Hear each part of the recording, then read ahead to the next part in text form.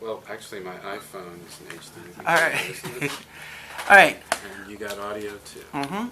We are sitting here with Dr. Dave Weldon. You are a Republican candidate for United States Senate here in the state of Florida, correct? Yes, I am. Dr. Weldon, in doing some research on you, I have discovered that you spent 14 years in the U.S. House of Representatives. I did. What would you say those 14 years in the House taught you about getting legislation through?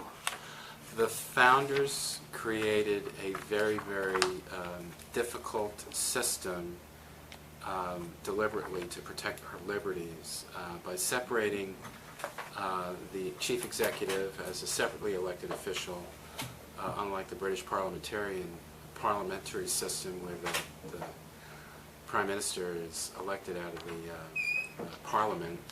We have a separately elected president, and then they divided the legislative branch. It's brutal to get anything done in Washington, D.C., and they did that, of course, to protect our liberties, but one of the consequences of that is simple things are extremely hard to get done. Okay, I started with that question. I'm going to do a brief bio on you. It says that you were born in Amityville, New York. You are a practicing physician. Yes, I'm taking time off from my practice, but I'm still seeing patients Monday, Wednesday, and Friday mornings for just a short few hours, writing prescriptions and things like that. But Internal medicine. internal medicine, yes. You are former United States Army, 81 to 87, Army Reserve, 87 to 92. Correct. All right. You're entering the Senate race quite late. Correct.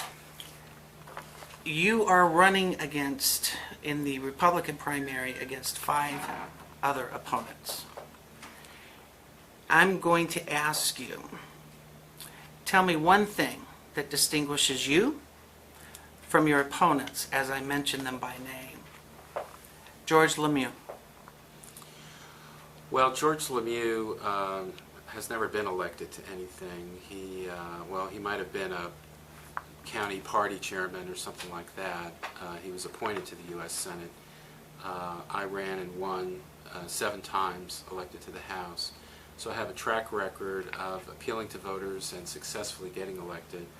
Also, if you look at the way he voted in the Senate, he did vote moderate a little bit on some issues and some amendments and things like that he parted ways with people like Jim DeMint and the other conservatives, which kind of would be expected. He was Charlie Crist's chief of staff for 12 years, and Charlie was a moderate in some areas. Some people might actually argue that Charlie Crist was more Democrat than moderate, but correct. And so I would say I'm more conservative, and I have a track record of getting elected, that's good. That's enough on him. We got 4 others to cover. Dion Long. I know very little about Dion Long. I haven't met him yet. I haven't gone to his website. That's fair. Representative Connie Mack. Well, Connie, I served with him for quite a few years in the House, and I would say he was notable as far as I was concerned in that he wasn't really engaged on a lot of things. He joined the Republican Study Committee, which I was a member of. I was actually one of the founders. It languished after we took the majority and we recreated it. And it was originally called Conservative Action Team, and then we changed the name of it. And when he came along, he joined, but he wasn't particularly active in the study committee as far as I could tell. He never joined the pro-life caucus. He never joined the Values Action Team. And he didn't really go to the floor and debate a lot of issues.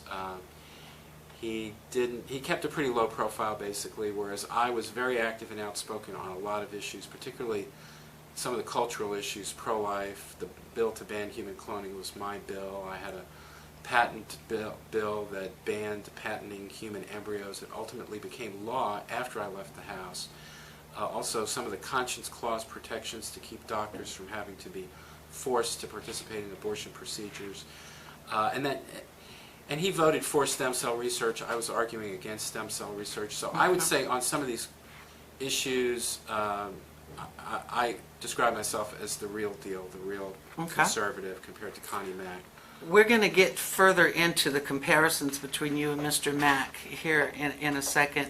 Let's go to Colonel Mike McAllister. And if you don't have much information or knowledge about some of your opponents, that's fine. Well, I have a little bit of knowledge on him. I met him. He was very pleasant to me. I heard him speak. A lot of what he said I agreed with. Here again, he's never been elected. I've been elected to the House for 14 years. And anybody can get up and say they have all these positions, but you ultimately have to have a voting record, and you have to show that you're willing to actually fight for those things. And I think it's a pretty big chew for someone like him, notwithstanding his military service, to get elected to the United States Senate. Okay. Marilena Stewart. Well, I did have the privilege of seeing her at an event, hearing her speak. Sort of ditto for McAllister, and to some extent Lemieux, never been elected anything. And all these people, what I say to a lot of them is, why don't you run for the U.S. House or run for State House or State Senate, to just jump in when you're unknown and to try to run for the United States Senate in a big state like Florida. I mean, people could criticize me for that, but basically my status is the same as Connie Mack's, except my father was not a United States Senator, and so if Connie Mack's name was a different name, I don't think he would be the lead candidate in this field.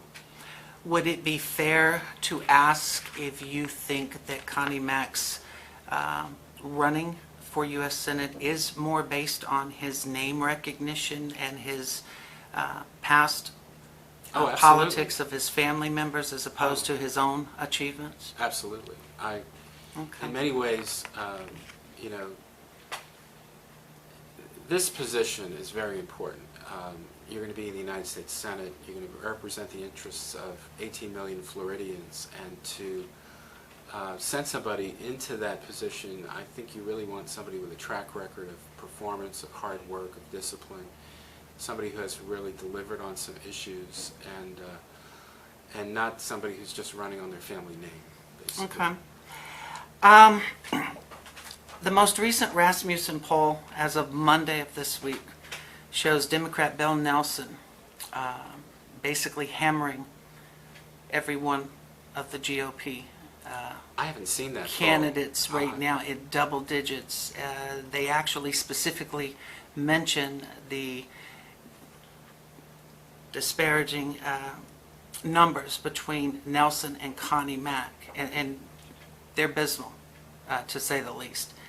How is it you, with a history of 14 years in the U.S. House before coming back to private practice, how is it that you can win against Bill Nelson as opposed to your opponents? Well, Bill Nelson sent out an email shortly after I got in trying to raise money off of me getting in. And in that email, he said, I've just gotten a new opponent. He's a member, I think the term he used is radical right wing or something like that. And I was kind of amazed that Bill Nelson would do that, would try to raise money off of me, but in some ways I can understand that. He ran for the U.S. House from this area. He was my congressman when I first moved here, and he ran as a pro-life, pro-gun, conservative Democrat. Now then he flip-flopped on all those issues. And I think the reason he's a little concerned is I think he knows that if I'm on the ballot in November, I will mobilize the conservative base. I will mobilize the pro-lifers. I will mobilize the Christian conservatives. They will turn out and vote for me, and that I represent the greatest threat for him in November. Not a moderate, but somebody who's a real conservative. I think you just answered my next question, because I was going to ask you if you feel that spending 14 years in Congress would hurt or help your bid to become Florida's next senator. But I think you just answered that. It's going to do a little of both. Would you? Well, I agree? left, and that is something that distinguishes me, and I left voluntarily. George Lemieux has had a career in politics, and he is immediately trying to get back into it. Connie, of course, has had a lifetime of it. You know, I think he briefly had some sort of manager job in a restaurant or something like that, and then State House, and then U.S. House, and I had a real life. I was in the Army, I was in private practice, and yes, I went to Washington, so I've got the dirt of Washington on me, but I left. And I left for a reason, because it's a mess, and I'm wanting to go back, because it's gotten worse since I left. And Since you entered this race in May, your GOP opponents, and some on the left, it's my understanding, have hammered you over one specific vote that you cast in the U.S. House of Representatives in 2008, and that was your vote in favor of TARP. yes. If there's one thing that you would want voters to know, coming from your mouth, not your opponents, not those who are trying to beat you, about how that vote took place, how it came about that you voted in favor of TARP, what would that one thing be? Well, the concern that we had was that the financial system was on the verge of collapse, and we were going to have runs on the banks. And the person who really put me over the top on that vote was Paul Ryan. I went to the floor leaning no. Paul is somebody I've always respected on economic policy issues. He is now the chairman of the House Budget Committee, and he was firmly of the opinion that we were going to have runs on banks, that there were going to be banks that couldn't cover their ATM withdrawals, and that the situation that we were in at the moment had the potential to get much, much worse. So I voted for it. Now, I regret that vote because, of course, following that, John McCain lost and Barack Obama came in, and he did a lot of bad things with that money. So if there's one vote I could pull back, that would be that vote. But that was a very, very bad situation. I remember what the climate was like at that time. You could go to Home Depot on a Saturday afternoon, there was nobody there. Mm-hmm. You could go to TGI Fridays at 6:30 on a Saturday night, and there was no wait. Everybody was hunkered down. It was a scary time, and that's really what propelled me to do it. Representative Ryan, did he basically convince you, or did he actually call you and tell you you had to vote for TARP? No, he didn't call me. We were all milling around on the floor, and, you know, I would describe, there was a bunch of us that I would describe as thoughtful conservatives, and also people who are more concerned about the country and patriotism than their next re-election. And you know, we had the president and his cabinet calling us, and now I've bucked the president on, I voted no on No Child Left Behind, but that was a very tough vote. We had, what really propelled me is we had a major bank that had trouble covering its ATM fees. The problem that was going on was bank-to-bank lending was freezing up. Most people don't know what bank-to-bank lending is. It's if your bank writes a $3 million check to fund a shopping center today, and you only have 2.5, you have to have cash as a bank. You have to have cash in your account. And if you only have 2.5 million to cover that 3 million, you borrow money from other banks. Likewise, if you have excess cash, you lend money out, and it was completely freezing up, and it was freezing up for a reason. Okay, do you think that your opponents on the Republican side trying to use your TARP vote to discredit your candidacy, do you think they're being a little disingenuous with attacking you over that one vote? Well, I haven't really seen a lot of attacks. I've heard that there have been some comments and statements made. It's been more of an issue with Tea Party people who really should be solidly behind me. A lot of them don't like the TARP vote. Mm-hmm. If I start gaining traction in this race, and if I start closing in on Connie Mack, that will probably become a big issue. Barack Obama on Friday issued an executive order halting the deportation process of illegals who have been here since childhood, brought by their parents. Do you believe Obama, as president, has the authority to order U.S. law not to be enforced? No, he does not, and it's just another example of him, in my opinion, violating constitutional principles. I've been saying on the campaign trail, you take the oath to defend the Constitution against all enemies, foreign and domestic, and we have a domestic enemy of the Constitution, and his name is Barack Obama. And in that particular case, I think this is a very bad time to do something like that, because the unemployment rate in young people between the ages of 15 and 30 is extremely high, and it's going to potentially make the unemployment situation for that community even worse. Now, I have some sympathies, but it's not necessarily to people who were brought over here when they were under the age of 15.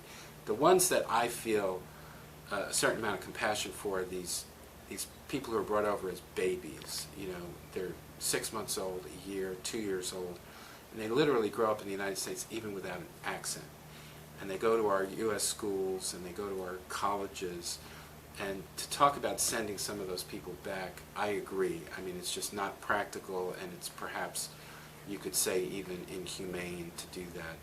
But 15 is, I think, too high for that kind of a policy. Florida, under Governor Rick Scott's direction and the Florida legislature, has attempted to remove illegal names from the Florida voter registration rolls. Do you support such a move in the state of Florida? Oh, absolutely. I also support photo IDs for voting. I think one of the most important things that we do is when we cast our vote, and you have to show a photo ID checking into a hotel in the United States, getting on an airplane, and why we should exempt voting, to me, is absolutely ridiculous. It makes me very suspicious, the people who oppose stricter ballot security, that they're actually supporting fraud, in my opinion, because they make it easier. Recently, the U.S. Justice Department under Eric Holder has issued a cease and desist order on the state of Florida from proceeding with removing ineligible voters from the voter registrations. Do you believe that the U.S. Justice Department has the right to tell Florida not to clean up its voter registration rolls? No, I do not. I do not think they have constitutional authority to do that without evidence that civil rights are being denied. And if you look at the details, anybody who shows up and says they're actually registered, they get a provisional ballot, and if their registration is ultimately shown to be valid, their ballot will count. And so nobody's civil rights, according to the law and the way it's being executed by the governor, is going to be violated. And this is another reason why I think Eric Holder should probably resign or be impeached. He's, in my opinion, one of the worst attorney generals we've ever had in our nation's history. Let's get back to your opponents for a minute. Since you entered the race, can you tell me how many events, campaign events, that you have been invited to, that you attended alongside Connie Mack? 0. Um, I take that back. In front of the Florida Medical Association, he did show up, but he did not want to be in the room at the same time I was there. So he wanted me to pack up and go, and then he would come in and address the group. that's where I was going with that question. So technically, your first answer is correct. You've attended not a single campaign event where you have appeared side by side with your opponent. Correct. Representative Mack. Were you asked to leave at the Florida Medical Association before Yes. Representative Mack? Yes. Do you believe that such juvenile behavior by a U.S. representative who is seeking the office of U.S. Senator should be rewarded by people actually casting a vote? I mean, isn't that somewhat childish? Kind of like you don't like your teammate or your opponent and you go, oh, it's my ball, I'm taking it, and you go home. Well, I know this. If I was leading the pack, I wouldn't have any objection appearing at other events with these other candidates. Now, I might limit the number of appearances if I was the lead, but to say I'm going to do none, I think is a great disservice to the voters, and I think it's a great disservice to yourself, because you actually get better, in my experience, when you appear in these events and you actually have to compete. It hones your skills, and it better makes you able to compete, which, you know, he's got to compete against Bill Nelson in November, and to be basically sitting in his recliner, counting on his name recognition and his high polling numbers to just carry him through doesn't serve him well, in my opinion. Have you or anyone working with your campaign formally requested a debate with any of your primary opponents?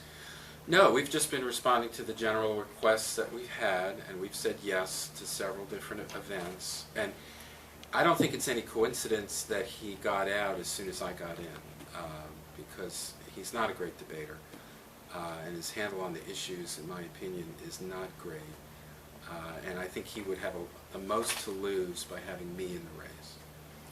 Do you think that if Representative Mack was serious about representing Florida and the U.S. Senate, that he should agree to debate you publicly? Oh, absolutely. I would. I mean, but I'm a pretty good debater, and I have a pretty good grasp on the issues. So I wouldn't fear, George Lemieux or Mary Elena Stewart or any of the other candidates. Certainly I wouldn't fear him, so I don't know exactly why he fears me, other than, what I just said, that he's not going to look good. Okay, so I'm going to take this one step further. I'm going to try to make this a little bit exciting for you. Would you be willing to look into that camera and challenge Representative Mack to a debate before absolutely. the August 14th primary? Connie Mack, I challenge you to debate me in front of the voters of the state of Florida on the issues that are going to be critical to the future of our nation: the deficit, energy, the economy, getting people back to work, health care, dealing with entitlement programs. How do you plan to reform entitlement programs? And the voters deserve it, Connie. You need to debate me. While you were in the U.S. House, do you remember what your average voting record was throughout your tenure? Well, depends on whose scorecard you use. There's dozens of them. The one that I used to look at was either the CQ or National Journal had us on a conservative to liberal scale, basically. Okay. And I was always, on the conservative end, and I was always around 50 or 60. I wasn't the most conservative person, but I was definitely more conservative than most Republicans. Would it surprise you to know that your, I would say, even in most political rooms' opinion, your most direct opponent, Representative Connie Mack, has missed 43% of the votes in the first quarter of 2012 alone in the U.S. House? Yeah, I've heard that, and frankly, I don't understand that. I've never seen anybody running for Senate who has missed that many votes. It's really extraordinary. Should that actually be something that Representative Mack should explain to the voters before the August 14th primary? How is it that he wants to be elected U.S. Senate when he basically has missed almost 50% of the votes in just this year alone? Well, I think it's a legitimate question. I would certainly like to hear his response. He's running for the Senate statewide, and it's a big state, so you would expect him to miss more votes than he normally does. But to miss that many is extraordinary. Do you think that a record in the U.S. House in the last 13 quarters to miss more than the median average of House votes over 10 of the last 13 quarters, do you think that that would be a sign of a job well done, or someone lacking in performance? Well, I wasn't aware of that, and it certainly is another issue that calls to mind, is he qualified to represent us in the Senate? Is he going to be there to show up and vote? If he's absent this much in the House, is he going to be the same way in the Senate?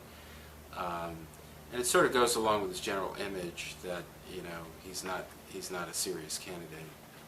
Do you think that missing more votes in 10 out of the last 13 quarters would be indicative of a dedicated elected official?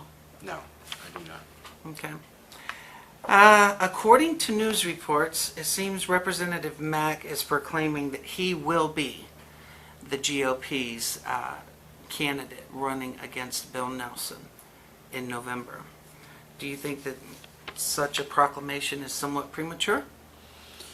Well, I would never do that, especially when you consider, I think if you look at female votes, I think about 50% are undecided. I think 53%, if I'm not mistaken, on this U.S. Senate race. So I think it's a little bit premature for him to claim victory. Some of the polls, have him in the low 40s. That means, more than half of Republican primary voters are not on board with him. And so he's got a challenge. I really feel he has a challenge. In talking with your campaign manager, I raised this question. One thing, and this is my personal opinion, and I want you to tell me if you think I'm right or give me your take on this. You and Representative Mack both have a history as far as being in the U.S. House. In a voter atmosphere in this country now where people tend to automatically draw back from incumbents or people who have spent many years in Washington, how do you think you're going to be able to overcome that? You were mentioning that some of the Tea Party groups were holding a vote from 2008 against you. Is your record and your history in the U.S. House going to be a hindrance in winning over those voters, or is it actually going to help you demonstrate that you are the experience that the state of Florida needs? Well, the fact that I got elected and I served demonstrates, number one, that I can get elected and I can serve. And I got very successfully reelected through 6 terms, typically winning with 60% of the vote. Now, I stand by all of my votes, and I feel very strongly that I represent conservative values in Washington throughout that time period. But more importantly, I did leave. I'm not a career politician. I went back to my medical practice, and I was not planning on running. People ask me, why did I get in so late? I was not planning on getting back in. And I'm ready to go and serve and reflect the interests of the American people. They're signaling me over here, by the way, that I'm going to have to go soon. All right, so. let me just real quick. Speaking of getting into this race, what made you decide to run for Senate? Well, it's really what I see as a major disaster looming in Washington, D.C., probably the biggest issue of which is deficit spending and the runaway growth of entitlement programs. And I feel that I, as a physician, many of those entitlement programs are health programs that I can go and explain and debate and actually try to fix the problem. And additionally, I'm dedicated to fixing the problem in that I'm not going to go up there with my goal or intent to get re-elected in 6 years. I'm going to go up there with the intent of fixing things up in Washington, D.C., and that's why I left my medical practice. I want to go and fix things in Washington, D.C. Dr. Weldon, there's 2 questions I really want to get to before we have to end this. One, you are a physician. It's my understanding from your campaign manager that your practice actually takes Medicaid patients. Yes, I'm in a large medical group, and our medical group takes Medicaid patients, and I've seen some. I don't see a lot of Medicaid patients. Is it fair? Would it be fair to say that under Obama's health care plan, if it's upheld as constitutional, that adding 16 to 20 million additional Medicaid patients will only push doctors further away from accepting? Oh, absolutely. It's the craziest thing. The reason I don't see a lot of Medicaid patients is at the current reimbursement level in the state of Florida, I lose money seeing Medicaid patients. If I book 4 Medicare patients in an hour, I make some money. If I book 4 commercial paying patients, I make a little bit more money. But because of overhead, overhead is running about 55%. What you get paid in an hour seeing 4 Medicaid patients, you actually, in my medical practice, I would lose money. I wouldn't it's not a case that I would make nothing. I would actually, it would cost me money going to collapse. So I'm sorry, for some reason that stopped, but I will get it on here. That's why I'm using the voice recorder. All right, last question. 2 more? They're easy. I'll make it short. Definition of marriage. Between a man and a woman. Abortion. Pro-life. Under all circumstances. Life of mother is the only exception I take. Okay. Will you stand with Israel if you're elected to the U.S. Senate? Oh, absolutely. I founded the Israel Allies Caucus in the U.S. House. I'm a strong supporter of Israel, and then when I left the House, I helped found a foundation up in Washington, D.C. called the Israel Allies Caucus Foundation, and we put together seminars for parliamentarians around the world to talk about supporting Israel. I'm a big supporter of Israel, always was. Dr. Weldon, I hope that helps get some voters. Thank you for spending the time with us. Thank you. Now, are you a web-based news service? I am, and what